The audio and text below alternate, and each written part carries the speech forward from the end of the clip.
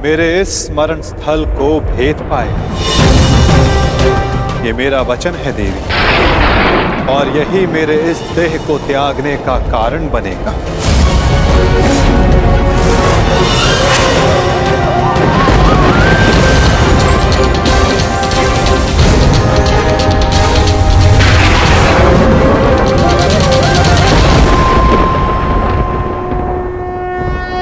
परंतु क्यों माता?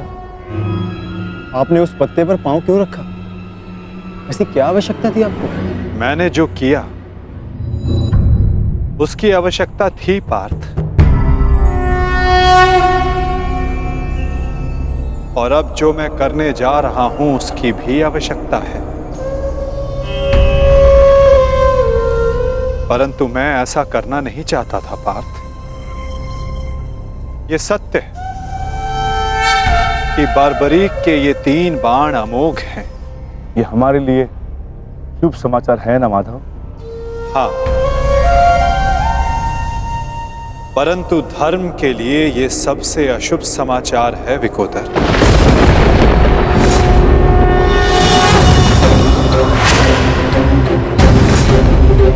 ये युद्ध केवल कौरवों और पांडवों के मध्य नहीं है। ये युद्ध धर्म और अधर्म के मध्य है। ये युद्ध पाप और प्रतिज्ञा के मध्य है। ये युद्ध श्राप और श्रापितों के मध्य है। और अब ये 3 बाण और इन बाणों का धारक बारबरीक हमारे लिए सबसे बड़ी समस्या बन चुका है।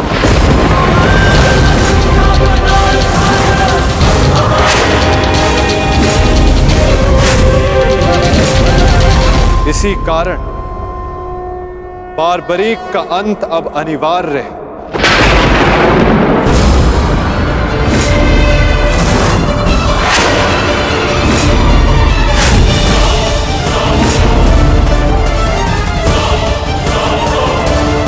इसका वध अब अटल है।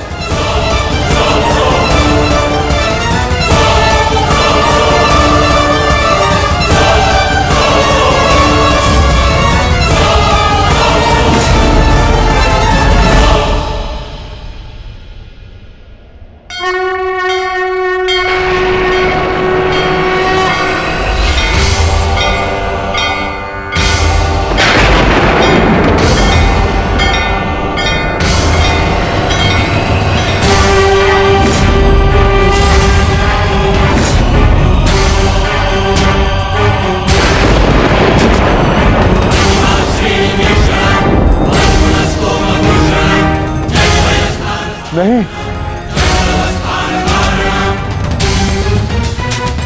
नहीं वासुदेव, मेरे जीवित रहते मैं ऐसा नहीं होने दूंगा। सुदर्शन चक्र को बारबरी तक पहुंचने से पहले मेरे मस्तक से होकर जाना होगा। यही नियति है भीम, और तुम ये भली भांति जानते हो। बारबरीक का अंत अब अनिवार्य है, अन्यथा युद्ध में सबका विनाश निश्चित है। मेरे पास अब और कोई विकल्प शेष नहीं।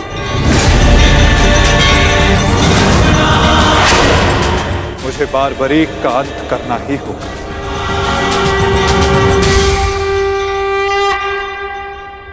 किंतु माता, इसका कोई समाधान तो निकल ही सकता है ना? हम बारबरीक को युद्ध से दूर भी तो रख सकते हैं। तो फिर इसका अंत अनिवार्य क्यों?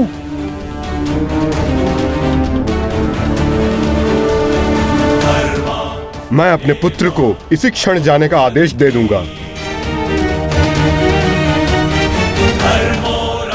मेरी आपसे विनती है प्रभु, मेरे पुत्र को उस कर्म का दंड मत दीजिए जो उसने अभी तक किया ही नहीं।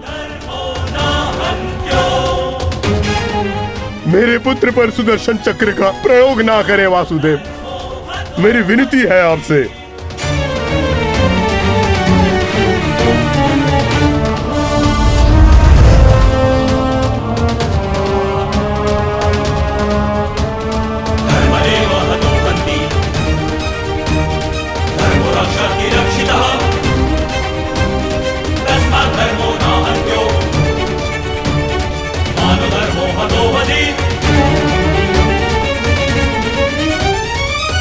रुकिए पिताश्री।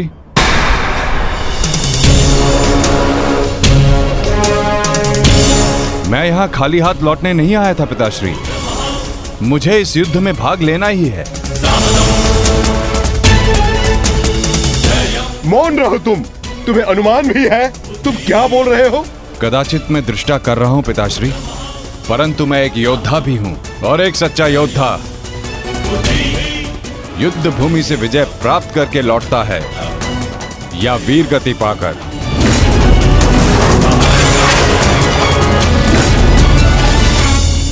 क्षमा कीजिएगा वासुदेव, परंतु युद्ध में बार्बरिक के भाग लेने से हमें क्या हानि होगी? बार्बरिक हमारे पक्ष से युद्ध करेगा, हानि तो केवल कौरवों को होगी वासुदेव। नहीं युधिष्ठिर, जो तुम्हें दिख रहा है वो सत्य नहीं है। क्यों बार्बरिक, मैंने उचित कहा ना? मैं समझा नहीं वासुदेव। बार्बरिक निश्चित रूप से हमारे पक्ष में लड़ेगा, तो इसमें क्या संदेह है? क्यों पौत्र? सत्य यह है कि मैं इस युद्ध में निर्बल पक्ष की ओर से भाग लूंगा।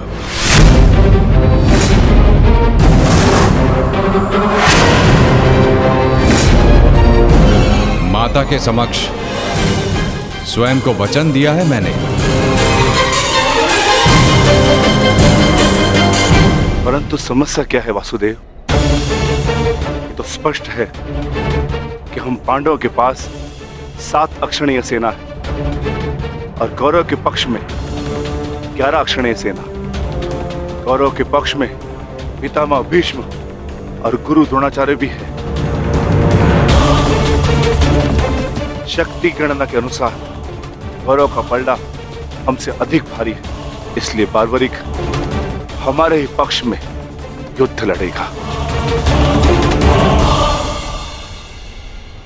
विनाश तो होगा प्रभु, परंतु केवल कौरवों का। मैं आपको वचन देता हूं, मेरे परिवार को हानि पहुंचने से पूर्व मैं अपना शीर्ष आपके चरणों में रख दूंगा। तुम सत्य नहीं देख पा रहे हो वीर। तुम जानना चाहते हो बार्बरिक, यदि तुमने इस युद्ध में भाग लिया तो क्या होगा?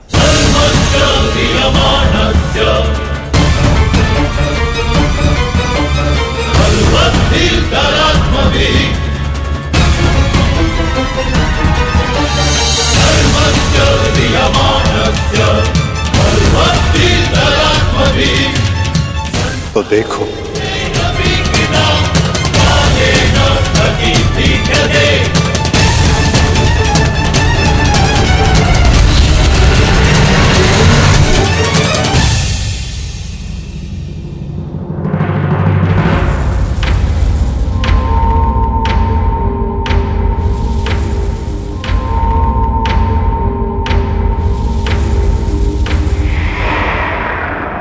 तुम्हारा स्वयं को दिया गया वचन इस युद्ध को किसी भी दिशा में जाने नहीं देगा बार्बरिक। इस युद्ध का संतुलन बिगाड़ देगा। तुम निश्चित रूप से आरंभ में पांडवों के पक्ष में रहोगे, क्योंकि आरंभ में पांडव कौरवों से निर्बल होंगे, परंतु शीघ्र ही ये परिस्थिति बदल जाएगी बार्बरिक।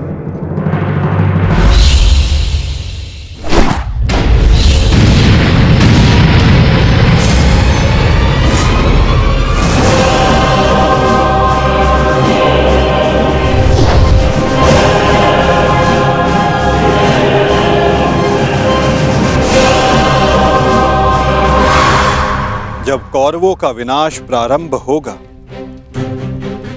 तो शीघ्र ही पांडवों का पलड़ा कौरवों से अधिक भारी हो जाएगा और तुम अपने वचन के कारण संतुलन बनाए रखने के लिए अपना पक्ष छोड़कर कौरवों के पक्ष में चले जाओगे और उसके पश्चात तुम पांडवों पर प्रहार करने लगोगे। और इसी कारण इस युद्ध का संतुलन बिगड़ जाएगा।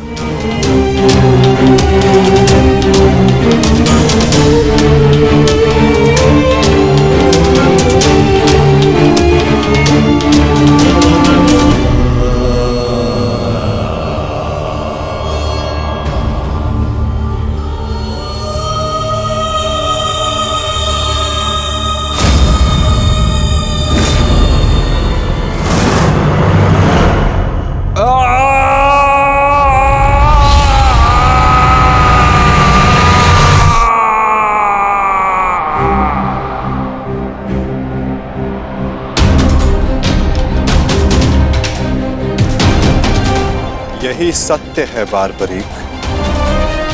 यदि तुम इस युद्ध में हुए तो यही होगा।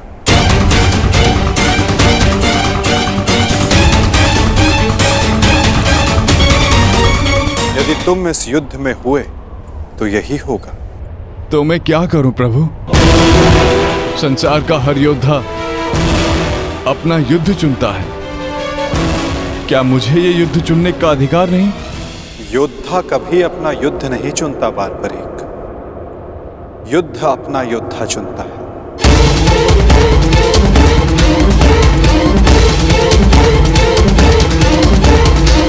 तो आदेश दें प्रभु, मुझे क्या करना है? ये युद्ध एक यज्ञ है बारबरीक, और तुम्हें त्याग और बलिदान देना होगा, स्वयं के प्राणों का दान।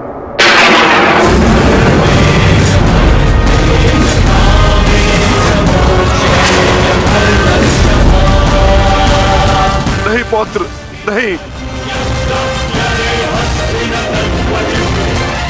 नहीं माता, नहीं। आप ही कहते हैं ना प्रभु कि प्रत्येक मनुष्य के जीवन का कोई ना कोई लक्ष्य होता है।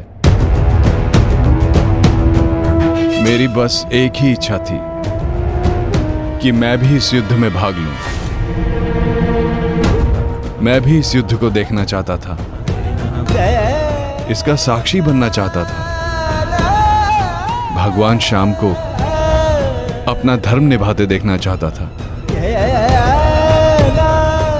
क्या मेरी ये इच्छा अधूरी रह जाएगी? मैं वचन देता हूं बारबरीक, इस युद्ध का साक्षी बनने की तुम्हारी इच्छा मैं अवश्य पूर्ण करूंगा। यदि इस युद्ध में तुम मेरी सहायता करना चाहते हो बारबरीक, तो तुम्हें स्वयं को इस युद्ध से विरक्त करना होगा, और इसका केवल एक ही मार्ग है जो तुम भली भांति जानते हो।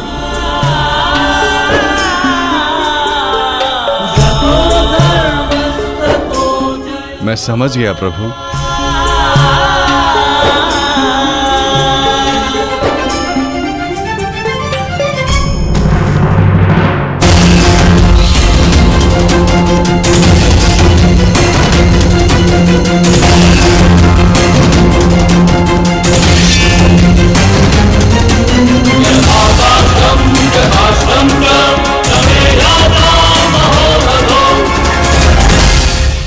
मैं घटोत्कच पुत्र महाबली भीम पौत्र बर्बरीक स्वेच्छा से अपना शीश भगवान कृष्ण के चरणों में भेंट करता हूं।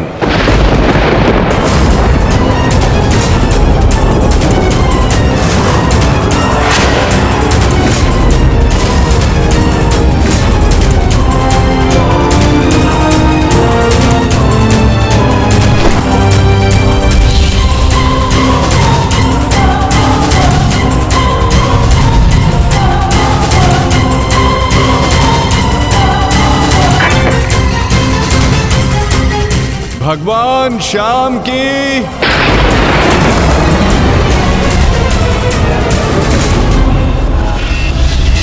नहीं पुत्र। बारबरीक,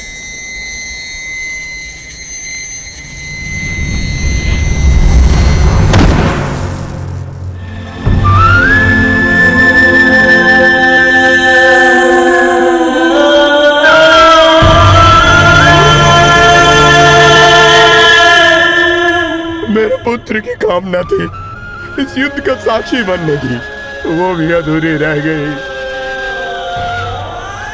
उसने स्वयं के साथ भी अपने अंतिम कामना का भी अंत कर लिया।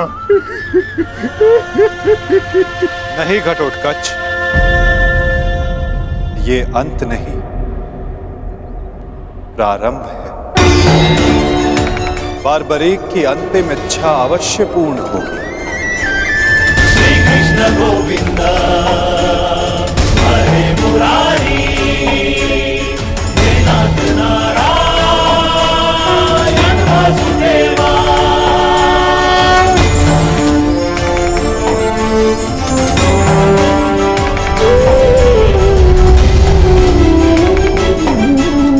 श्री कृष्ण गोविंद हरे मुरारी, हे नाथ नारायण वासुदेवा।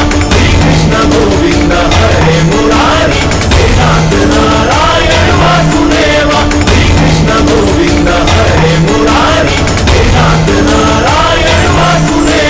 श्री कृष्ण गोविंद हरे मुरारी, हे नाथ नारायण वासुदेवा। श्री कृष्ण गोविंद हरे मुरारी, हे नाथ नारायण वासुदेवा। श्री कृष्ण गोविंद हरे मुरारी, हे नाथ नारायण वासुदेवा। श्री कृष्ण गोविंद हरे मुरारी, हे नाथ नारायण वासुदेवा। बर्बरीक इस महाभारत का एक महत्वपूर्ण कार्य पूर्ण करेगा। बार्बरीक का ये त्याग, ये बलिदान व्यर्थ नहीं जाएगा। तुम सदैव अपने साहस, बुद्धिमता, इस महायुद्ध के, इस महाभारत के एकमात्र साक्षी के रूप में जाने जाओगे बार्बरीक। संसार तुम ही से जानेगा कि इस महायुद्ध में जो कुछ भी हुआ धर्म के अनुसार हुआ, और इस संसार के अंत तक तुम इस धर्म युद्ध के साक्षी रहोगे बार्बरीक। तुम्हारे इस निस्वार्थ बलिदान के लिए तुम्हें सदा आदर दिया जाएगा बार्बरीक, और तुम्हारी खाटू श्याम के नाम से पूजा की जाएगी।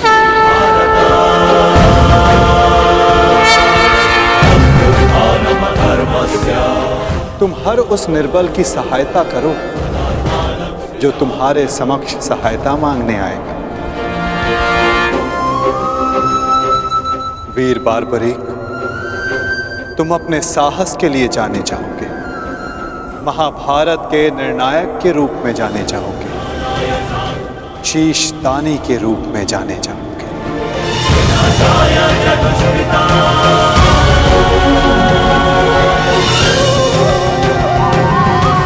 इस युद्ध रूपी यज्ञ में यही नियति है विजय की।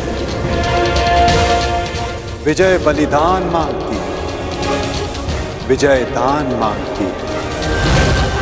दानी बार्बरीक, तुम सदा अमर रहोगे।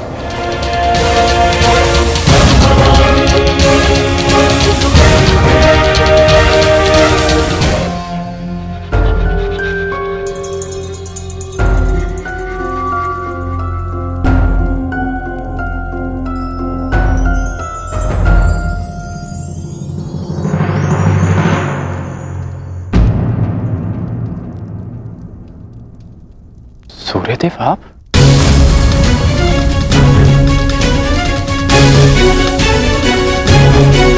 बड़ी बात। कल्याण हो पुत्र।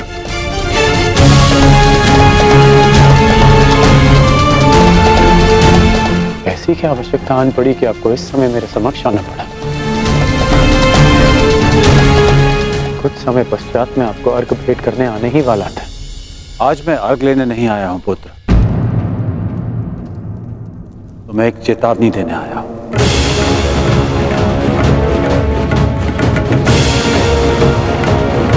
और वो ये, तुम कल प्रातःकाल मुझे अर्घ भेंट करने मत आना। और यदि तुम मुझे अर्घ भेंट करने आए तो तुम अपना सर्वस्व खो बैठोगे।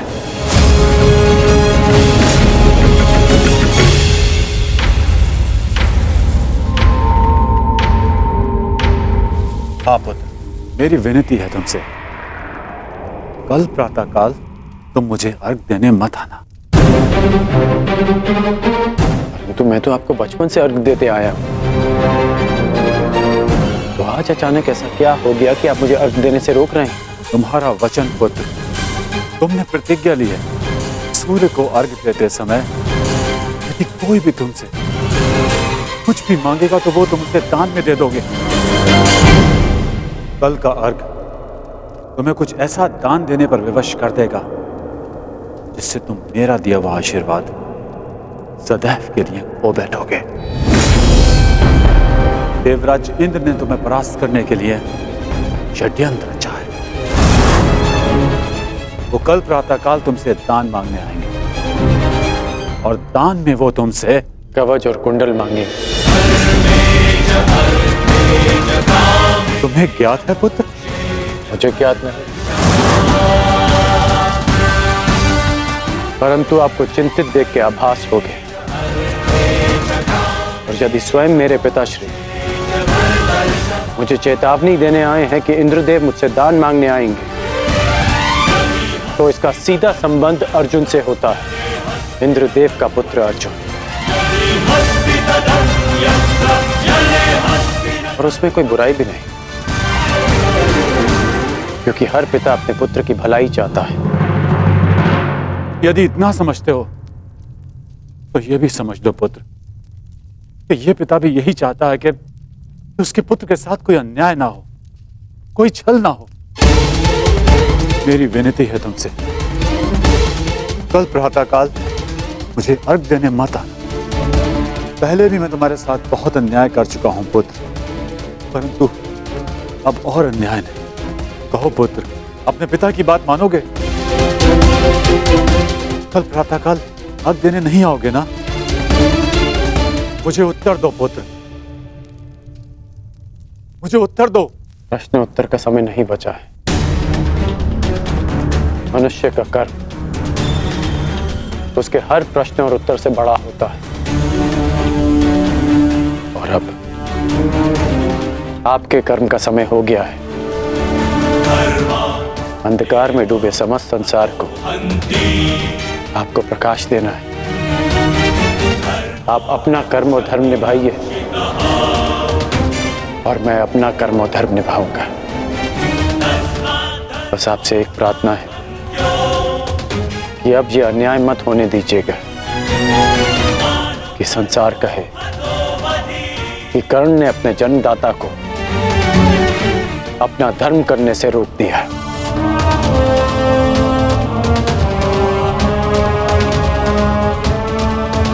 प्रणिपात पिताश्री।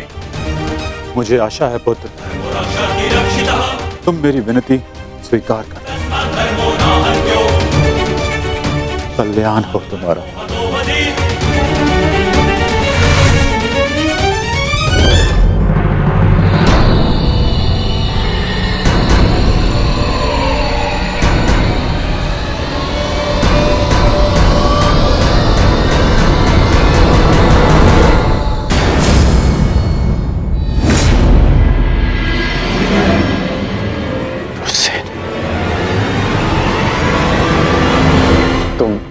तुम यहाँ क्या कर रहे हो? मैंने सब सुन लिया।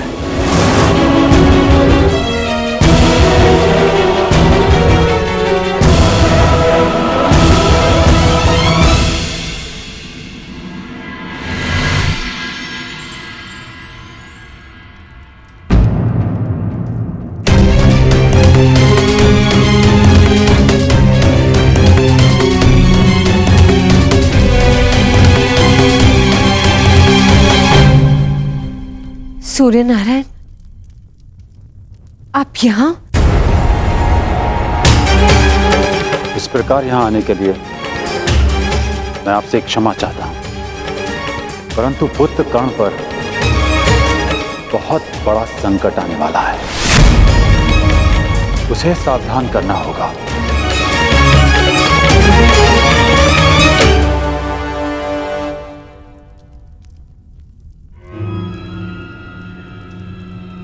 आप सूर्यपुत्र हैं, परंतु ये कैसे संभव है?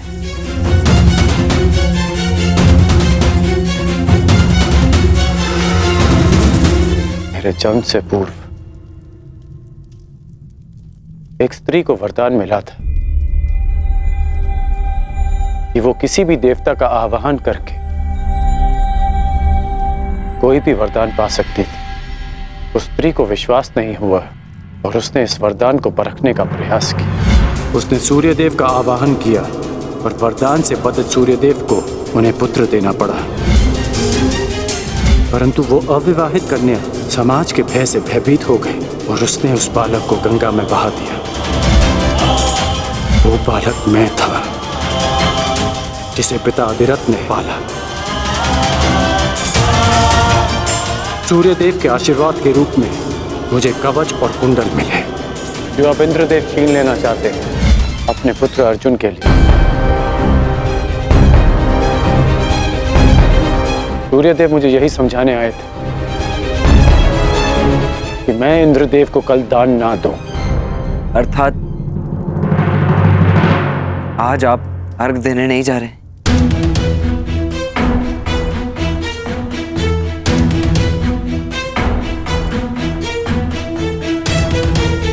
नहीं,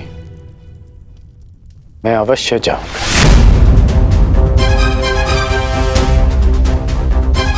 क्यों?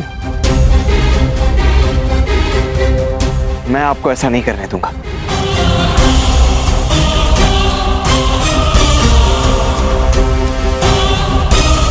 मुझे क्यों नहीं जाना चाहिए? एक दान के भय से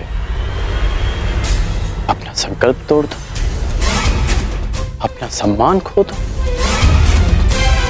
नहीं पुत्र, ये सूत पुत्र ऐसा कायर नहीं है। आप स्वयं के साथ ऐसा अन्याय कैसे होने दे सकते हैं पिताश्री? आप भली भांति जानते हैं आपके साथ छल होने जा रहा है। फिर भी वो सूर्यदेव जिन्होंने आपको अपना नाम कभी नहीं दिया, जिस पर आपका अधिकार था, वो सम्मान कभी नहीं दी, फिर भी आप उन सूर्यदेव के सम्मान के लिए इंद्रदेव के बिछाए जाल में फंसने जा रहे हैं। पिताश्री, ये कवच आपकी सबसे बड़ी सुरक्षा है और आप इसे इंद्रदेव को दान में दे देंगे। क्यों? केवल सूर्यपुत्र होने के सम्मान के लिए? नहीं, एक सूत पुत्र होने के अभिमान के लिए।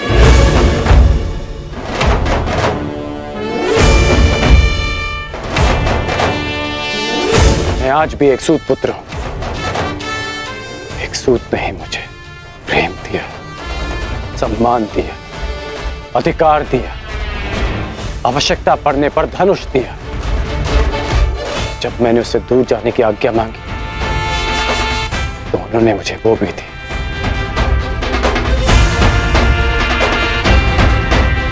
तुमने ठीक कहा पुत्र कि जिन सूर्यदेव ने मुझे मेरा नाम, मेरा सम्मान नहीं दिया, मैं उनके एक उपहार के लिए ऋणी क्यों रहूं? पुत्र, तुमने पूर्णतः अपने पिता को नहीं पहचाना। मैं अपनी सुरक्षा के लिए कवच और कुंडल पर निर्भर नहीं हूं।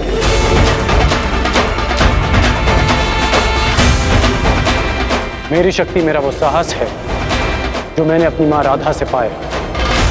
मेरी शक्ति मेरा वो विश्वास है जो मैंने अपने पिता अधिरथ से पाया। मेरी शक्ति वो तिरस्कार है जो मैंने समाज से पाया। इस राधेकरण के कौशल और योग्यता को किसी कवच कुंडल की आवश्यकता नहीं है।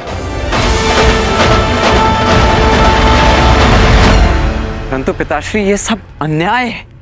जो भी आपके साथ हो रहा है, ये सब अन्याय है। कदाचित ये अन्याय है, परंतु कोई और अन्याय करे, इसका अर्थ ये नहीं कि हम भी न्याय का पथ छोड़ दें। मैं अपना मार्ग चुन चुका हूं। यदि तुम्हारे मन में मेरे लिए कोई भी स्थान है, एक पिता के रूप में या एक योद्धा के रूप में, तुम इस रहस्य को रहस्य ही रखोगे। तुम्हें मेरी सौगंध है। वचन दो मुझे। पिताश्री वो वचन दो मुझे वृषसेन।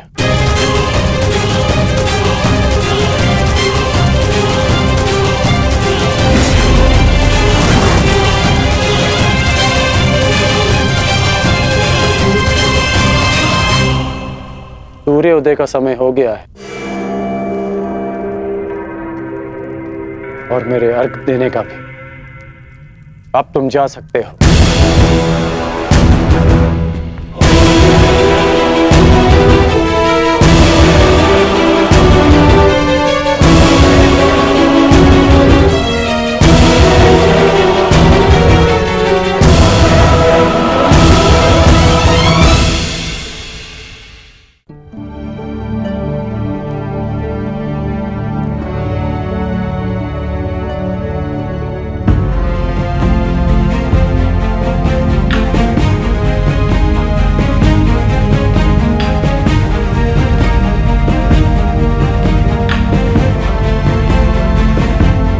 क्या हुआ माता? समय हो गया है परंतु अभी तक सूर्यदेव उदित नहीं हुए।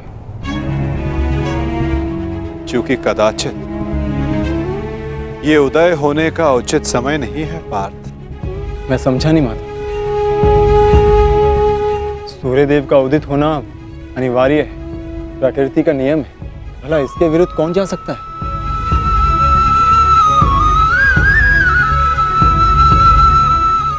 एक पिता अपनी संतान के लिए किसी के भी विरुद्ध जा सकता है पार्थ।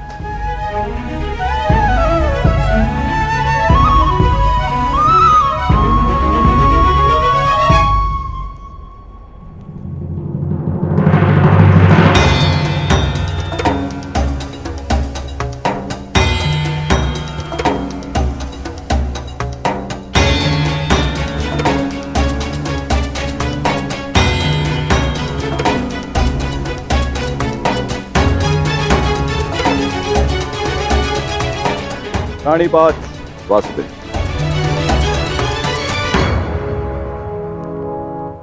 रानीपात गांधीवधारी अर्जुन। प्राणिपात, परंतु मैंने आपको पहचाना नहीं ब्राह्मण देव। महान व्यक्ति के पास समय ही कहाँ होता है किसी और से परिचित होने के लिए, परंतु महान व्यक्ति से समस्त संसार परिचित रहता है। वासुदेव का पराक्रम और अर्जुन के शौर्य से ऐसा कौन है इस संसार में जो परिचित ना हो।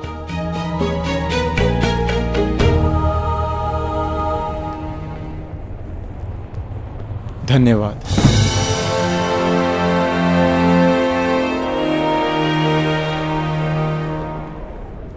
मेरा आशीर्वाद है अर्जुन, इस महाभारत के युद्ध में तुम्हारी विजय निश्चित है। तुम अपने शौर्य से अपने शत्रु पर विजय प्राप्त करो।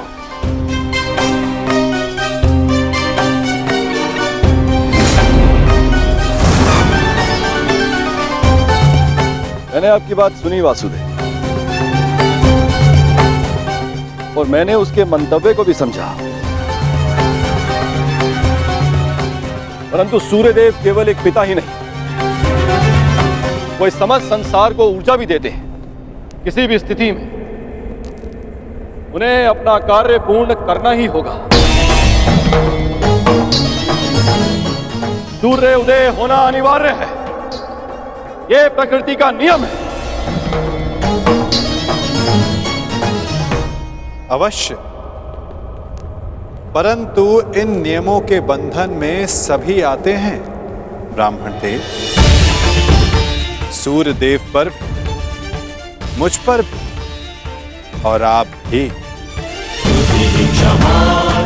नियति चाहे प्रकृति की, चाहे देवताओं की हो या फिर मनुष्य की, परंतु उसे समझ पाना बहुत कठिन कार्य है। आपको स्मरण करवा देता हूं ब्राह्मण देव। मनुष्य को दुर्बल समझना देवताओं के लिए घातक सिद्ध हो सकता है। ऐसा कोई विघ्न नहीं जो एक दृढ़ निश्चयी मनुष्य का मार्ग रोक सके। यदि मनुष्य चाहे तो वो पर्वतों का स्थान भी बदल सकता है। मैं मनुष्य की नियति और निश्चय को कम नहीं आंक रहा वासुदेव, परंतु किसमें कितना बल है ये तो केवल परीक्षा से ही सिद्ध होगा।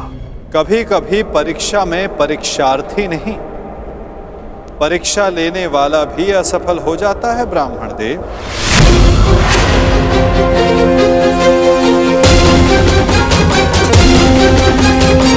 कभी कभी परीक्षा में परीक्षार्थी नहीं, परीक्षा लेने वाला भी असफल हो जाता है ब्राह्मण देव।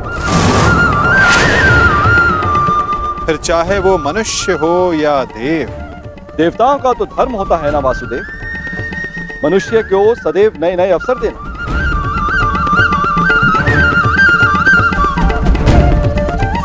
उचित कहा आपने ब्राह्मण देव, परंतु अवसर में यदि छल और भेदभाव आ जाए तो वो अवसर नहीं होता।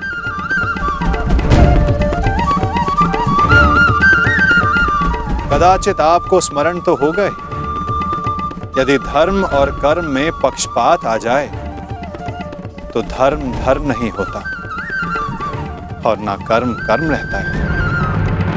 एक पिता का धर्म होता है सदैव अपने पुत्र के हित में देखना, और एक पिता के अंधे पुत्र प्रेम के कारण ही ये महाभारत हो रही है ब्राह्मण देव।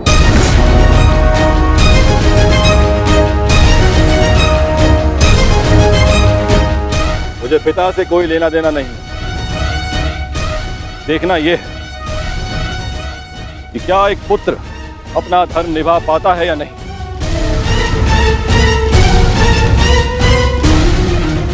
क्या एक पुत्र अपने पिता के सम्मान की रक्षा कर पाता है या नहीं।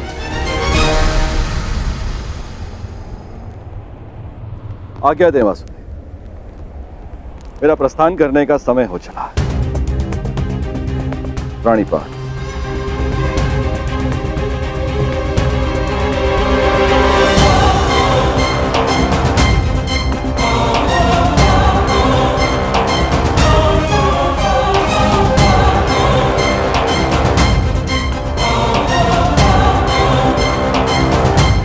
विजयी भव वत्स, विजयी भव।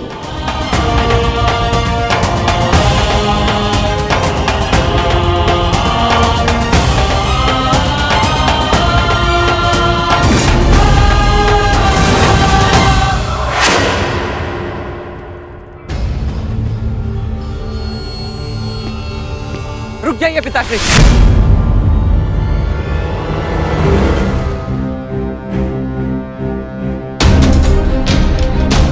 मत जाइए, अपने साथ ऐसा अन्याय मत होने दीजिए।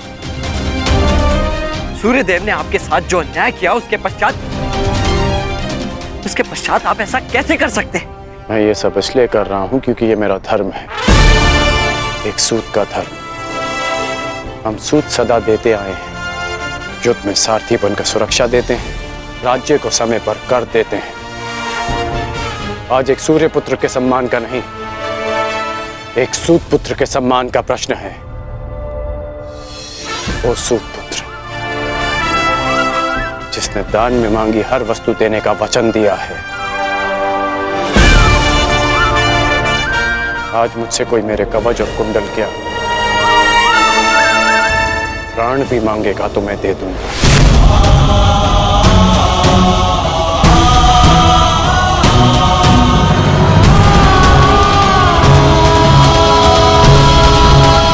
से कोई मेरे कवच और कुंडल क्या प्राण भी मांगेगा तो मैं दे दूंगा।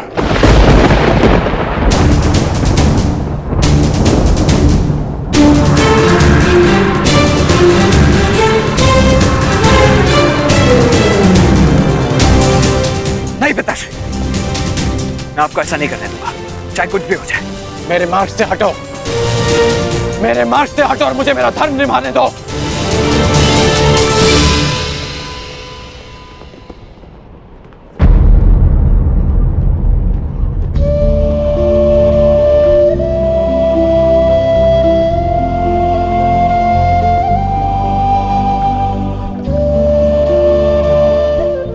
स्वयं को सूत पुत्र सिद्ध करने का यही मार्ग है कि मैं सूर्य से मिले इस आशीर्वाद को स्वयं से सदा के लिए दूर कर दूं।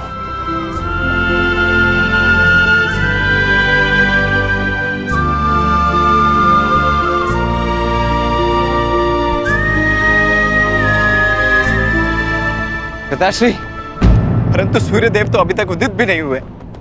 सूर्य देखे बिना उन्हें अर्घ कैसे देंगे पिताश्री?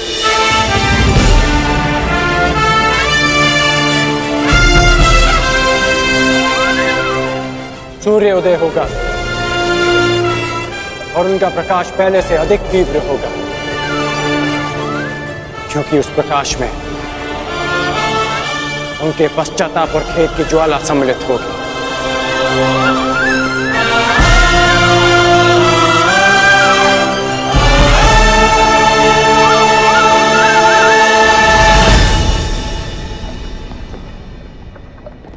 पश्चाताप तो मुझे भी है पिताश्री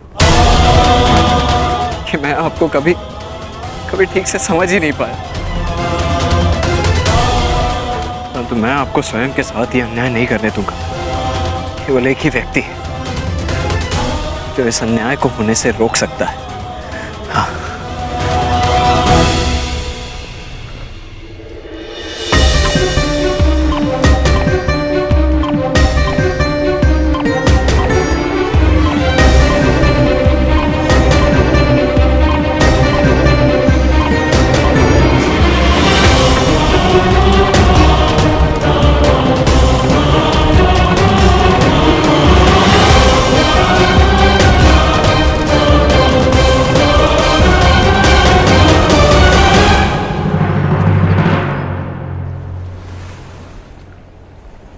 सूर्यदेव, ये एक पिता का धर्म होता है कि वो अपने पुत्र को उचित मार्ग दिखाए। क्या अब एक पुत्र अपने पिता को मार्ग दिखाएगा? अपने पुत्र मोह में अपने कर्तव्य से मुंह मत मोड़िए। प्रकट होइए सूर्यदेव, प्रकट होइए सूर्यदेव, प्रकट होइए सूर्यदेव, प्रकट होइए सूर्यदेव, प्रकट होइए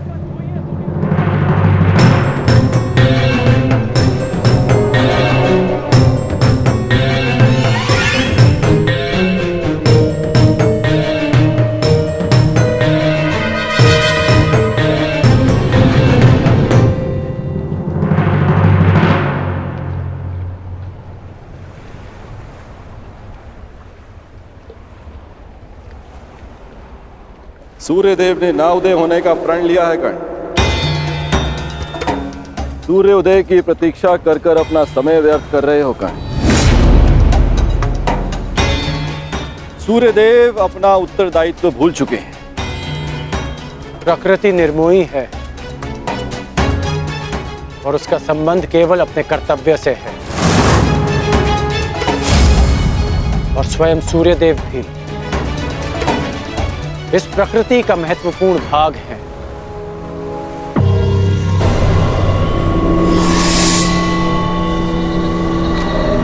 उन्हें आना होगा और आप जिस उद्देश्य से आए हैं, जिस दान की अपेक्षा से आए हैं, वो दान आपको अवश्य मिलेगा। इंद्रदेव,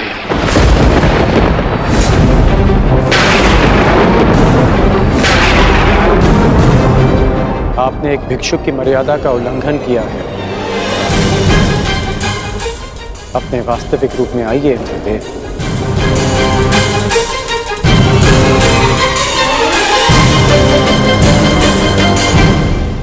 इसका अर्थ है कि सूर्यदेव ने तुम्हें पहले ही मेरे मंतव्य से अवगत करा दिया। परंतु आश्चर्य का, फिर भी तुम अर्घ देने, दान देने, भेंट देने चले आए अंगराज। सूर्यदेव ने वो किया जो एक पिता का धर्म होता है। आपने वो किया जो एक पिता का मोह होता है, और मैं वो करूंगा जो एक योद्धा का कर्तव्य होता है, वचन का पालन। और जब देवराज स्वयं भिक्षुक बनकर दान मांगने आए हैं, तो इस राधे के लिए इससे अधिक गर्व की बात और क्या हो सकती है? अद्भुत। बहुत अधिक आत्मविश्वास है तुम्हें तुमको, परंतु ज्ञात रहे अति आत्मविश्वास नाश का कारण बन जाता है। विश्वास तो आप खो बैठे हैं कि जब तक मेरे पास कवच और कुंडल है, आपका पुत्र अर्जुन मुझे परास्त नहीं कर पाएगा। मेरे लिए यह गर्व की बात है कि अर्जुन मेरा सामना तब करेगा जब मेरे पास कोई सुरक्षा नहीं होगी। तभी मेरा वास्तविक कौशल उसके समक्ष आएगा। बहुत अहंकार है तुम्हें स्वयं पर अंगराज। भला मुझे किस बात का अहंकार होगा? कवच और कुंडल का? ये तो एक पुत्र को उसके पिता की ओर से एक सामान्य उपहार है। मेरा अभिमान, मेरा पराक्रम और कौशल है, जिसे अब आप भी देखेंगे और आपका पुत्र भी। मैं अपना कवच और कुंडल आपको प्रसन्नता से भेंट कर दूंगा, क्योंकि युद्ध में बने रहने के लिए मुझे इनकी आवश्यकता नहीं है। उसके लिए मेरा पराक्रम और मेरे गुरु का प्रशिक्षण ही पर्याप्त है। परंतु आपको दान लेने के लिए एक ब्राह्मण का रूप धारण करने की आवश्यकता नहीं थी। आपको देवराज होने की मर्यादा में रहना चाहिए था। मानता हूं कि मैंने पुत्र मोह में ऐसा किया, परंतु पुत्र मोह का अपराधी केवल मैं ही नहीं, कोई और भी है जो अपने कर्तव्य मार्ग से टिक रहा है। कदाचित तुम्हारे पिता आज उदय ना होकर तुम्हें दान नहीं करने देना चाहते। दान का वचन मेरा है, जिसे मैं पूर्ण करूंगा। और उदय होना सूर्य देव का धर्म है। जब पुत्र अपना कर्तव्य निभा रहा है, तो एक पिता को भी अपना धर्म निभाना होगा। सूर्य देव को उदित होना होगा।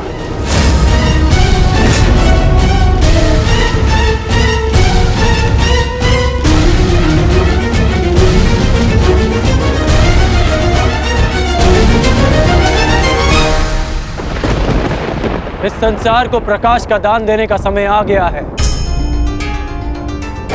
पिता वो होता है जो जीवन देता है। आप केवल कर्ण के पिता नहीं, इस जगत के पिता हैं। क्योंकि यह जगत आपके प्रकाश और ऊर्जा से जीवन पाता है। फिर आप ऐसा कैसे कर सकते हैं कि अपने एक पुत्र के हित के लिए अपनी सारी संतानों के प्रति आप अपना उत्तरदायित्व भूल जाएंगे? मैं जानता हूं कि आप केवल मेरी रक्षा करना चाहते हैं, परंतु स्मरण रहे सूर्यदेव कि एक श्रेष्ठ पिता वो नहीं होता जो अपने पुत्र के समक्ष ढाल बनकर खड़ा रहे, बल्कि एक श्रेष्ठ पिता वो होता है कि जो संसार के दिए घावों का सामना करने में अपने पुत्र को सक्षम बना।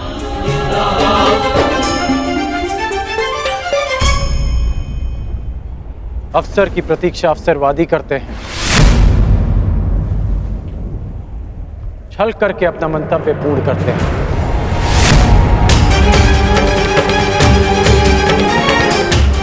परंतु वीर हर पल को अवसर बना देता है। जिस प्रकार सूर्य को छाया के लिए मेघों की आवश्यकता नहीं, उसी प्रकार इस सूर्य पुत्र को किसी कवच की आवश्यकता नहीं।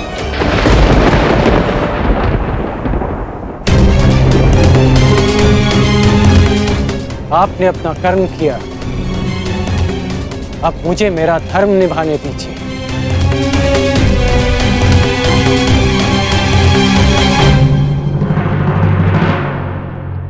वासुदेव! वासुदेव! वासुदेव! क्या आप मुझे योग्य नहीं समझते कि मैं अपने जीवन का निर्णय स्वयं ले सकूं? अगर आपको मुझ पर विश्वास है तो ये निर्णय मुझे लेने दीजिए, ये दान मुझे देने दीजिए पिताश्री। क्या आप ये चाहते हैं कि इस युद्ध के पश्चात सारा संसार ये कहे कि कर्ण ने यह युद्ध अपने कौशल से नहीं, अपने पिता के दिए कवच के बल से जीता है?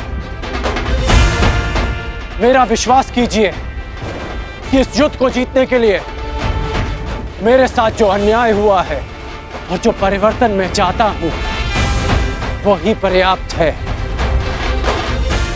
मेरा विश्वास कीजिए कि मुझे ये दान देने में कोई खेद नहीं रहेगा। आपको आपके पुत्र के इस दान पर गर्व होगा। जागिए पिताश्री, जागिए, इस संसार के सामने इस दान का साक्षी बनिए। मेरा आह्वान है कि आप उदित होइए पिताश्री।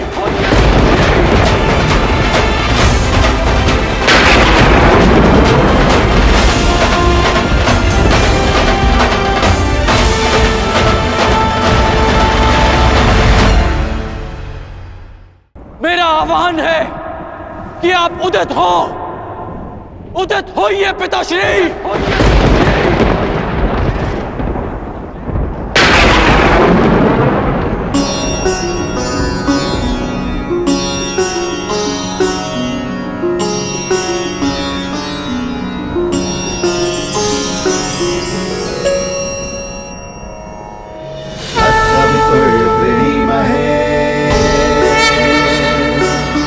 वयं देवस्य भोजनम्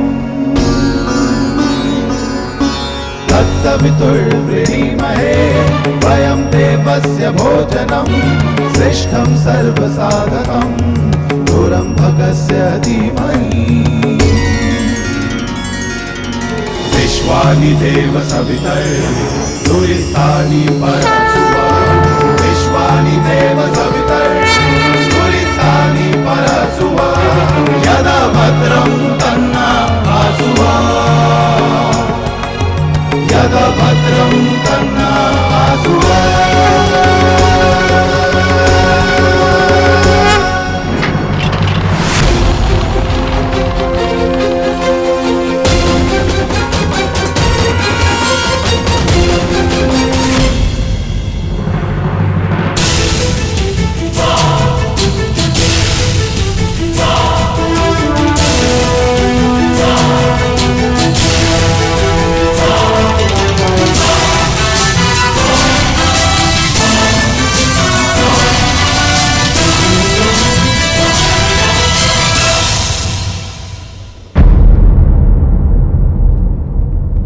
वासुदेव!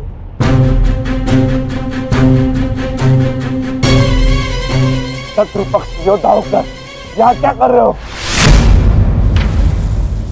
मैं तुम्हें अभी यहीं समाप्त कर दूंगा। शांत विकोदर।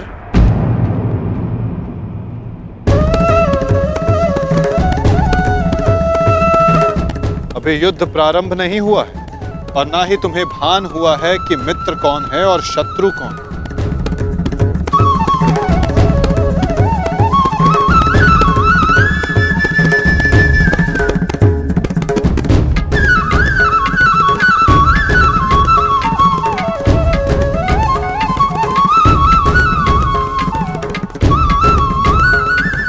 मेरे साथ आओ वृषसेन।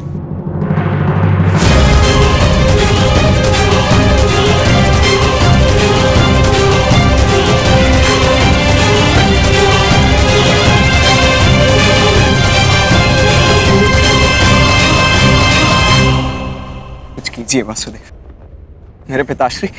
मुझे सब ज्ञात है वत्स। अभी कुछ क्षण पूर्व इंद्रदेव मुझसे भेंट करके गए हैं।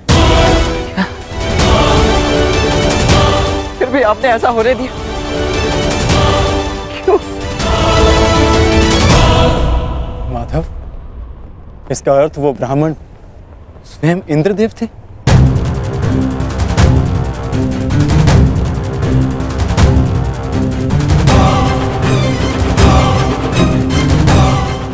नहीं, वो देवता नहीं, केवल एक पिता थे। इसीलिए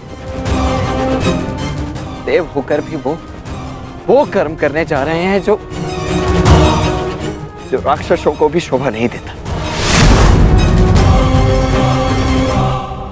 परंतु आप कुछ कीजिए वासुदेव। इंद्रदेव आज मेरे पिताश्री से दान में उनके कवच और कुंडल मांगने वाले।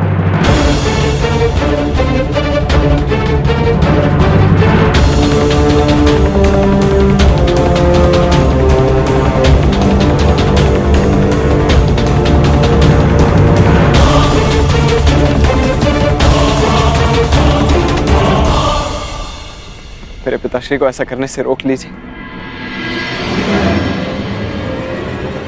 उनकी रक्षा कीजिए। कौन थे अर्जुन? अंततः वो आपके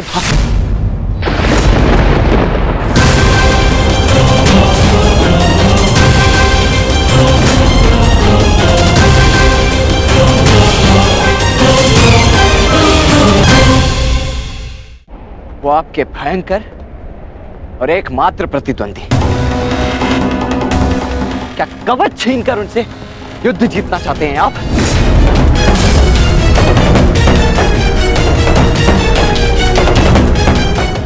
परंतु आपसे क्यों बात कर रहा हूं? आप ही के कारण तो ये सब हो रहा है।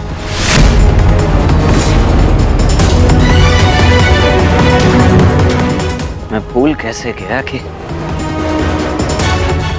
इंद्रदेव स्वयं आपके पिता हैं।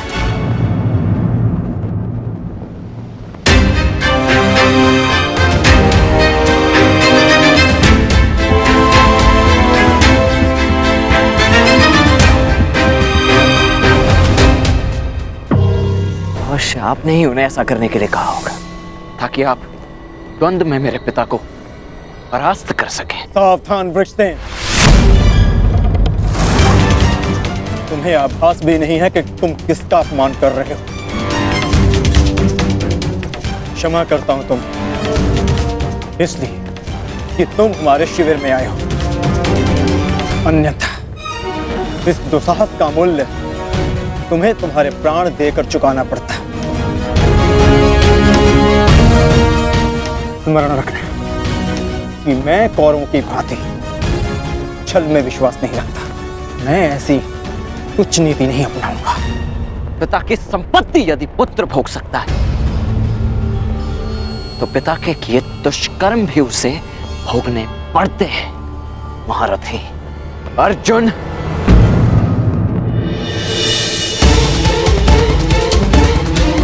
ये उचित नहीं हो रहा है माता। देवराज को ऐसा नहीं करना चाहिए था। मुझे इसी क्षण पिताश्री को रोकना होगा।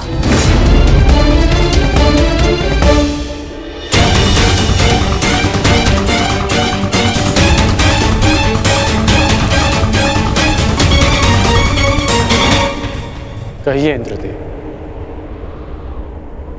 क्या दान मांगने आए हैं आप?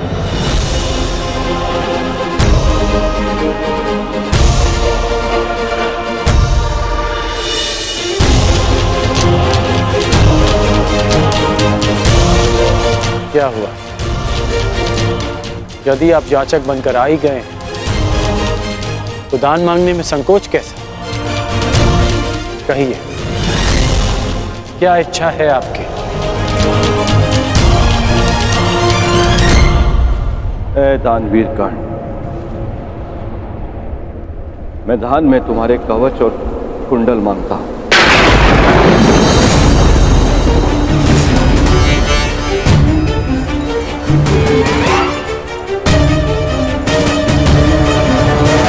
जो आज्ञा इंद्रदेव। आपने मुझसे दान नहीं मांगा, बल्कि मुझ पर उपकार किया है। एक सूत पुत्र के पास स्वर्ण कवच रहने का क्या लाभ?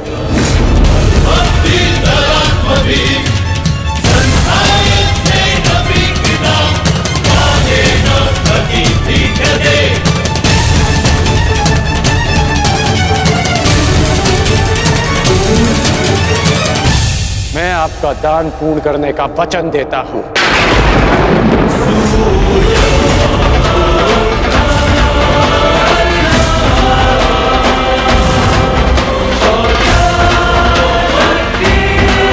ऐ दानवीर कर्ण, मैं दान में तुम्हारे कवच और कुंडल मांगता हूं।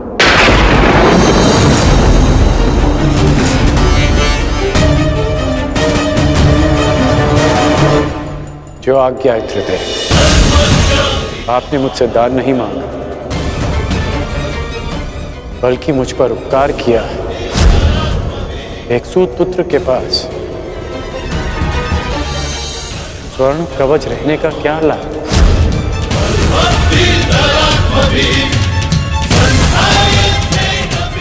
मैं आपका दान पूर्ण करने का वचन देता हूं।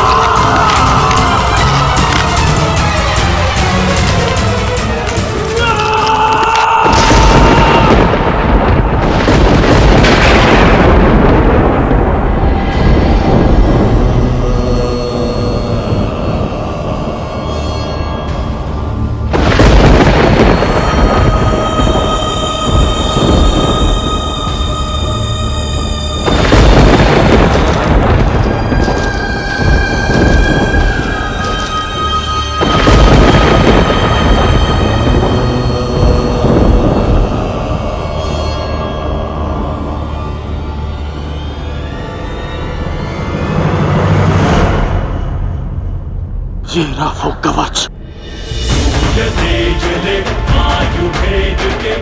जिसके कारण आपके पुत्र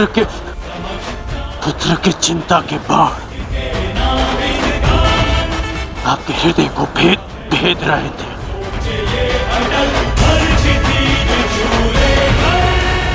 दान स्वीकारिए इंद्रदेव।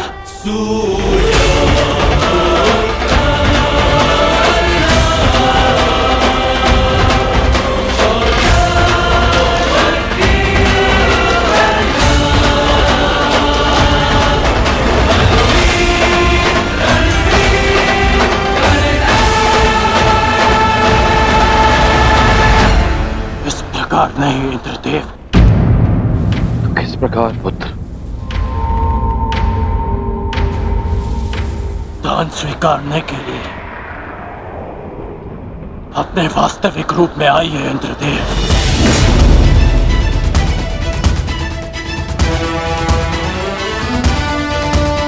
ये आपके पुत्र और विलक्षण योद्धा के सम्मान के लिए कह रहा हूं मैं। उस माता के सम्मान के लिए कह रहा हूं जिसने अर्जुन जैसे योद्धा को जन्म दिया। दान में पुण्य का फल होता है। इसे जल का भाग मत बनाइए। अपने वास्तविक रूप में आइए। आइए इंद्रदेव अपने वास्तविक रूप में।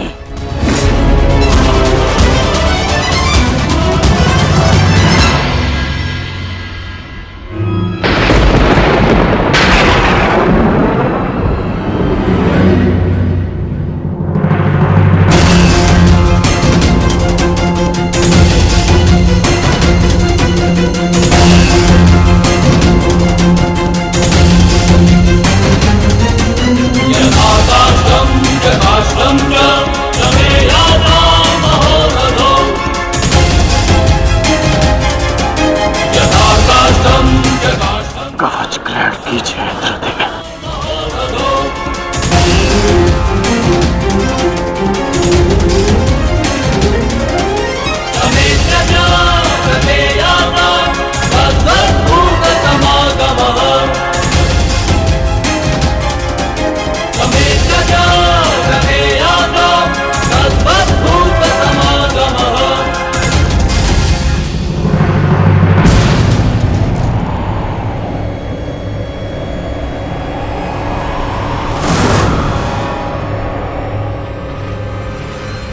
ये आपने क्या अनर्थ कर दिया पिताश्री।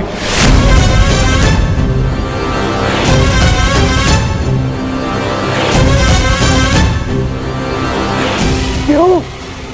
क्या आवश्यकता थी आपको इसकी, जो आपने कर्ण से उसका कवच कुंडल छीन लिया?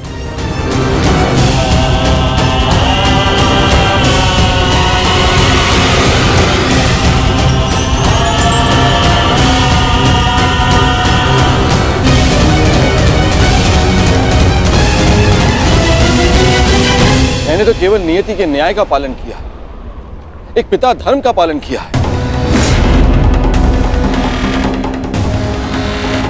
ये किस प्रकार का पिता का धर्म है पिताश्री?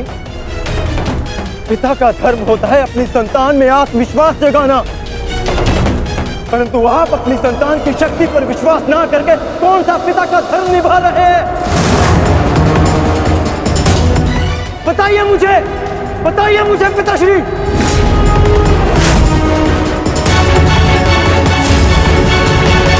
अर्जुन, मैं तो केवल तुम दोनों के बीच होने वाले युद्ध में शक्ति का संतुलन बना रहा था। जब तक कर्ण के पास एक कवच और कुंडल थे, तब तक तुम्हारा कोई भी प्रहार कर्ण पर प्रभाव ना करता। जबकि तुम्हारे पास ऐसी कोई दैव्य ढाल नहीं। मैं तुम दोनों के मध्य न्यायपूर्ण ध्वनि चाहता था। न्याय नहीं, छल किया है आपने पिताश्री। छल करके आपने कर्ण से दान में उसकी ढाल मांग ली। महान बनने के लिए मित्रों की आवश्यकता होती है और उससे भी अधिक महान बनने के लिए प्रबल शत्रुओं की। परंतु आपने तो मेरे शत्रु को निर्बल बनाकर मेरा मान ही कम कर दिया। मुझे आपसे ऐसी आशा नहीं थी पिताश्री। पहले एकलव्य के साथ अन्याय, उसका अंगूठा छीन कर उसे बाण संधान करने के लायक नहीं छोड़ा आचार्य द्रोण ने, और अब आपने अंगराज से उसका कवच छीन लिया। क्यों? क्या आपको मेरी शक्ति पर इतना भी विश्वास नहीं था जो आपने इतना बड़ा छल किया पिताश्री?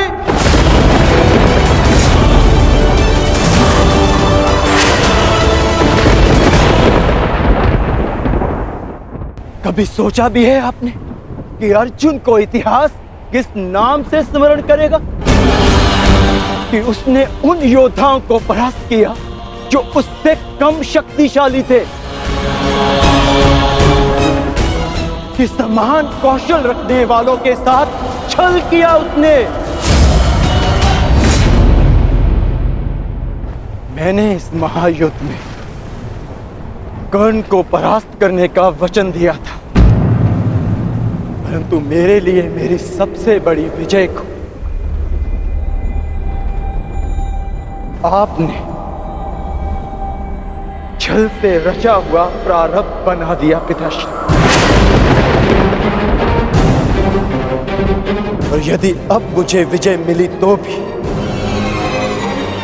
उसे आपका छल गिना जाएगा, मेरी कुशलता नहीं।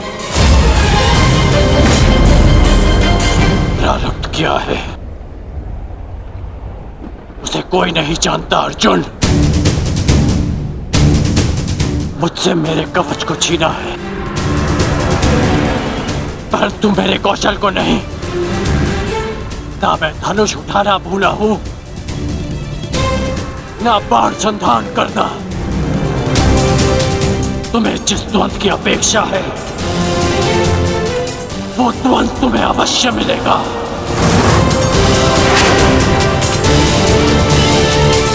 स्मरण रखिएगा पिताश्री,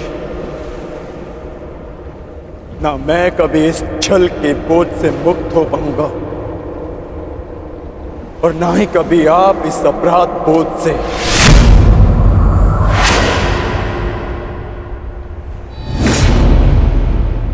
तुमने सत्य कहा पुत्र अर्जुन, ये जानते हुए भी कि मैं कौन हूं, मेरी मंशा क्या है, किस अपेक्षा से यहां आया हूं।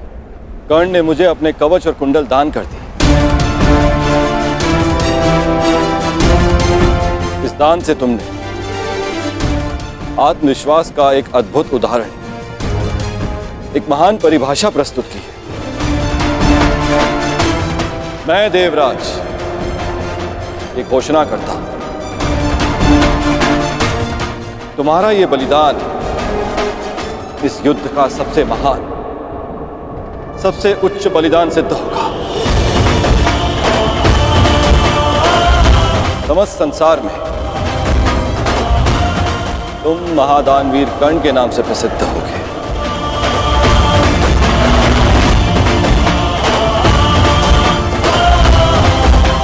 परंतु तुम्हारे इस दान का बोझ बहुत भारी है। इस बोझ के भार के कारण मैं स्वयं से दृष्टि नहीं मिला पा रहा हूं कर्ण।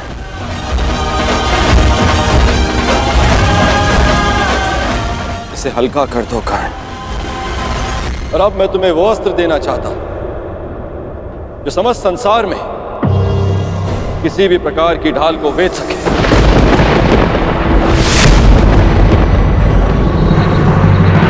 आप मेरे दान का उपहास उड़ा रहे हैं इंद्रदेव।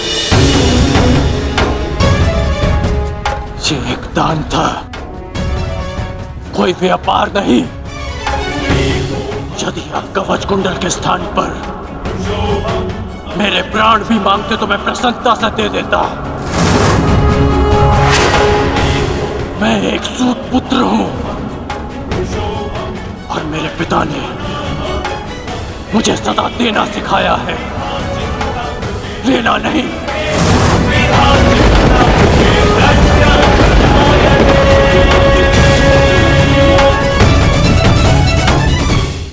मैंने अपने दान देने का वचन पूर्ण किया।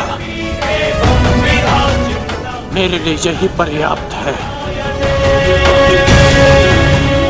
मुझे आपसे कुछ नहीं चाहिए। यदि तुमने मुझसे कुछ नहीं मांगा तो देवराज होने के नाते इस सृष्टि में मैं अपना सम्मान खो बैठूं। यदि मैंने तुम्हें कुछ नहीं दिया तो मैं स्वयं को कभी क्षमा ना कर पाऊंगा। मैंने दान के रूप में तुमसे तुम्हारी ढाल छीन। मांगो, मांगो जो वरदान मांगना है मुझसे।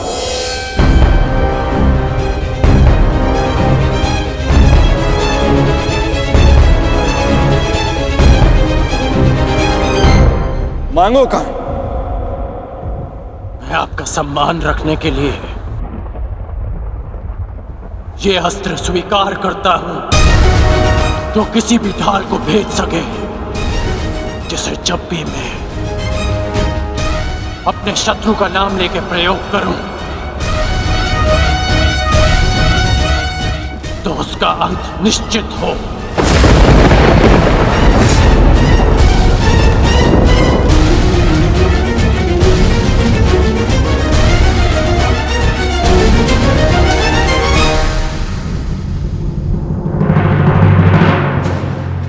ठीक है, मैं तुम्हें अपनी अमोघ वास्तवी शक्ति प्रदान करता हूं।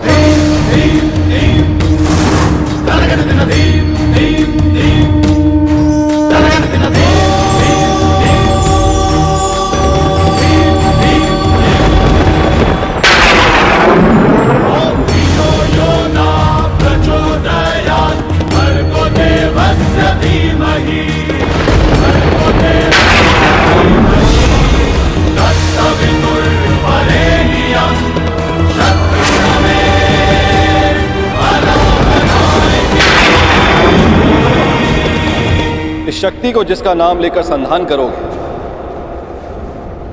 वो अवश्य मृत्यु को प्राप्त होगा, किंतु स्मरण रहे इस शक्ति का प्रयोग तुम केवल एक ही बार कर पाओगे, मेरा मान रखने के लिए। तुम्हारा धन्यवाद है दानवीर कर्ण।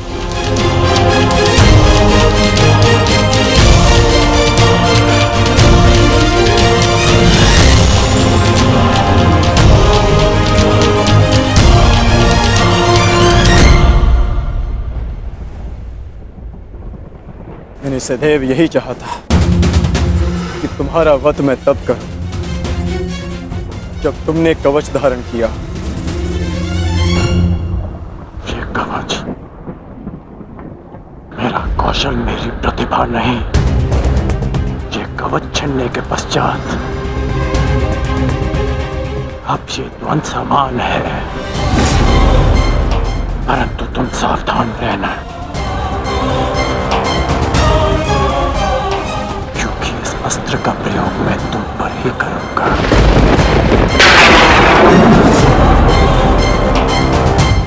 मैं उस द्वंद की प्रतीक्षा करूंगा।